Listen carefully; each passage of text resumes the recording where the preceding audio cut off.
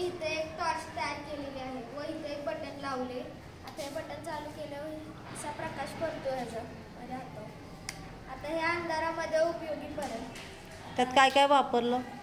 आता मी ह्याच्या आत तुम्हाला दाखवतोय.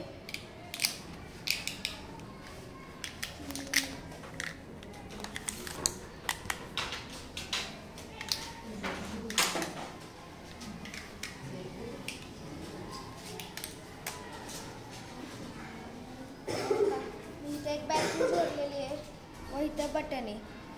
हे आता मी असं डायरेक्ट कनेक्ट केलंय व इथं तार वाकून हे असं बसवलंय. हे बलासाठी महत्त्वाचं असतं.